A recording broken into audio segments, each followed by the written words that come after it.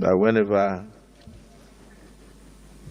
a member stands up to talk, the other member must sit down and must listen in silence is a norm, and that you can only speak when you are recognized. I take cognizance of the fact that each and every one of us is still learning. Even those of us that have been in the Senate for 16 years, we are still learning. So we'll do well to continue to learn. But in the course of my talking to one of my distinguished sisters that she should speak whenever she's recognized, I made reference to the fact that we are not in a nightclub where people have to shout above the noise of the music. And the social media went agog. I'm not on social media, but my wife called me that people got angry. They published her number and said people should occupy her. So she used to receive, she received over 2,000 to 3,000 phone calls a day.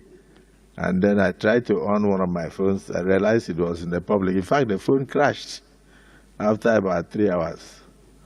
So I am very happy with the interest generated by Nigerians in what goes on in these chambers, because we are here to cater for their interests. And so for them to be so interested in what goes on here means that we are connecting with the people directly. And it would have been terrible if we were doing all this work and the people were not even aware of what we are doing. But the communication was totally misunderstood. Instead of taking it for the nature of what we said, that you should not shout when you are talking and not and speak when you are recognized, they went into private abuses. I don't want to say what they did to me, because what they did to me, I think I don't merit it. I was telling DSP that it's even the one they should be talking to, because in my tradition, we marry only one wife. So they listed so many wives on social media. And at the end, it will look as if the Senate President had or has so many wives. When indeed, I'm reporting to my colleagues, I have only one. And I'm satisfied with that one. And she's a beautiful and loving woman. I will not intentionally denigrate any woman. I have a wife, I have 4 daughters. And I always pray that God will lift a girl child to the highest zenith in Nigeria, politically and in business. I also want my children to do well. So, distinguished Senator Natasha, I want to apologize to you if you felt offended.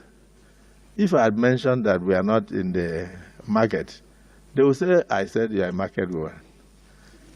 If I said that we are not in a nightclub where people shout above the noise of the music, they will say you went to nightclub. If I said you were not in a community meeting in the village, they will say Akpabio says Natasha is a village woman.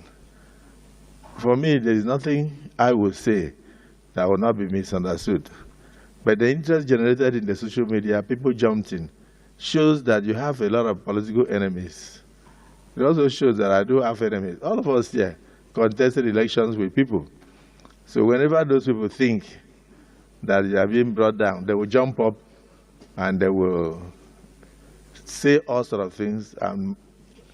I noticed even some of them that could not pass through Senate screenings went into the fray and abused the Senate President, abused you and all that.